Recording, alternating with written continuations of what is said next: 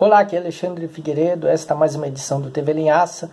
Pedimos para que vocês se inscrevam no nosso canal, dê um like, compartilhem, aperte o sininho e ajude a divulgar o nosso canal, que precisa ter mais seguidores. O tema de hoje é: as esquerdas criticam Felipe Neto, mas já acolheram gente pior. Pois bem, foi o youtuber Felipe Neto mostrar suas ideias no programa Roda Viva que causou uma certa polêmica dentro das esquerdas, que começaram a desconfiar do rapaz, porque o rapaz, antes ele falava de verdadeiras tolices, né? De nulidades adolescentes, e de repente mudou, ele passou a fazer críticas políticas e começar a adotar posicionamentos, principalmente contra o governo Jair Bolsonaro, que podem não trazer muita novidade, mas para o seu público já alguma coisa, para um público que consumia até livros para colorir e nunca se encorajou em qualquer questionamento da vida, né? Aí o Felipe Neto está fazendo um trabalho que, independente de concordar com ele ou não, ele está se esforçando.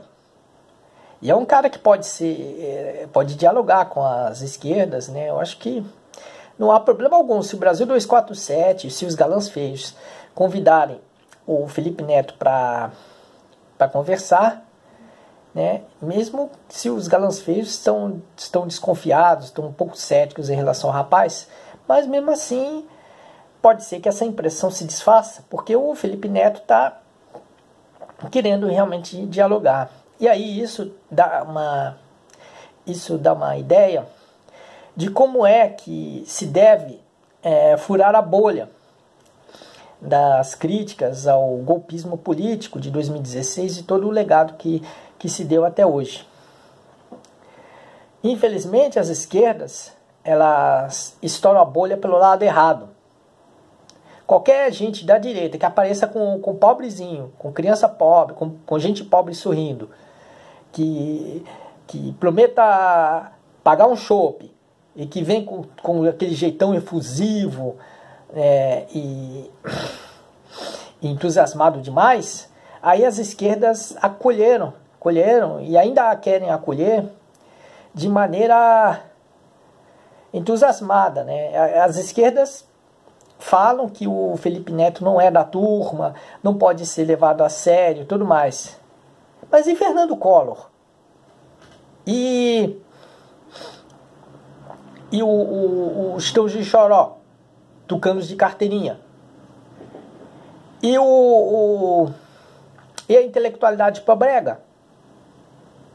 Acolheram até um famoso médium espírita que usava peruca e depois, no final da vida, apareceu o Eustácio, daquele seriado de animação Coragem, Cão Covarde, em versão carne e osso, que era um médium de direita, dos mais radicais, mas que hoje é considerado símbolo de paz, caridade, amor ao próximo, com uma caridade fajuta do nível de um Luciano Huck.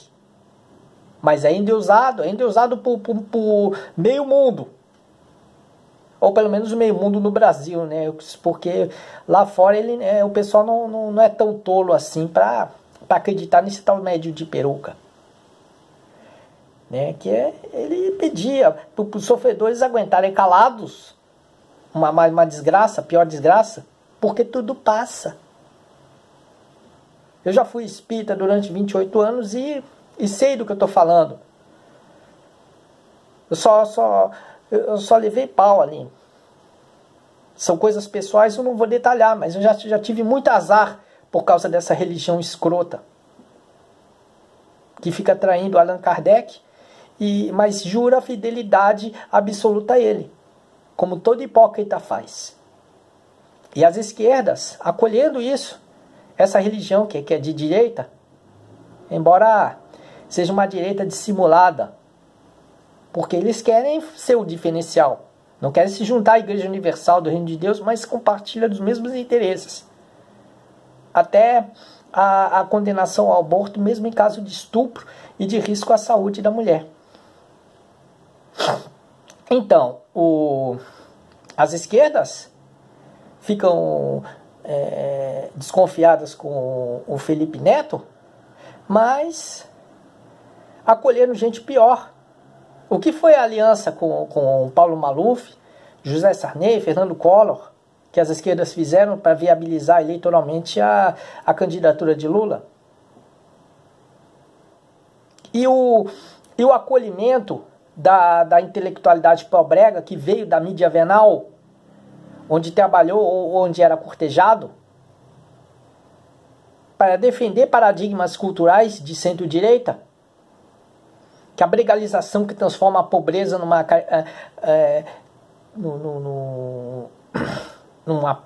caricatura publicitária, que essa campanha do combate ao preconceito, que só criou mais preconceito ainda, e tratava o povo pobre de maneira preconceituosa, caricatural. Antropólogo elogiando mendigo banguela que fica balbuciando na rua, bêbado. Que é isso? E as esquerdas quebraram a cara com isso. Se aliaram às forças do atraso, tentaram maquiar um documentário sobre Valdir Soriano, querendo vender um Valdir Soriano de esquerda que nunca existiu, quando sabemos que se Valdir tivesse vivo hoje, ele teria apoiado Jair Bolsonaro.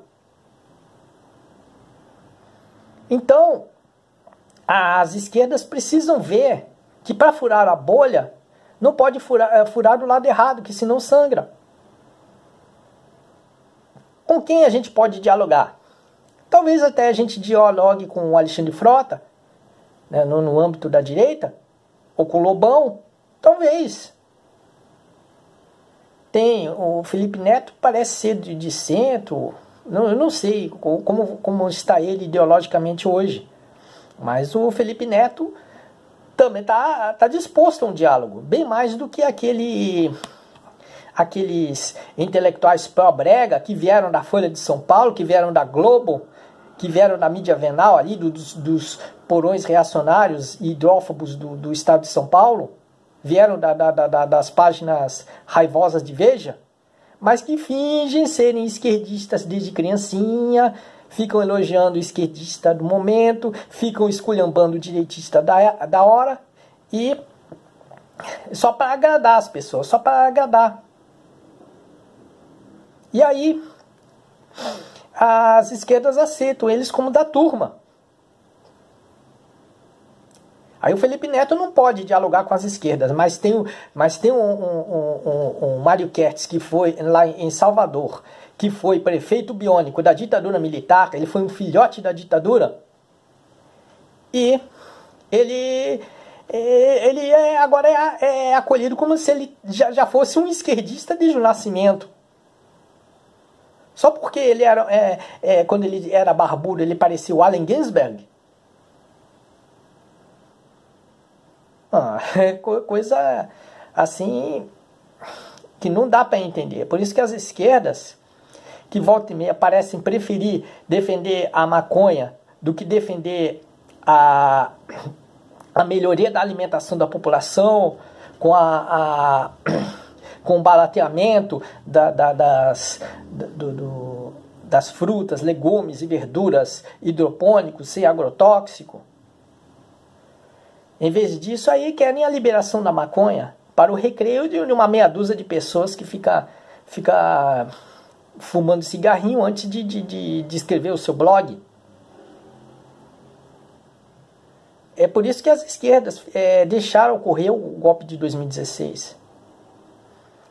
Que queriam a bregalização, que achavam que isso ia melhorar o povo pobre, mas não melhorou, só piorou as coisas.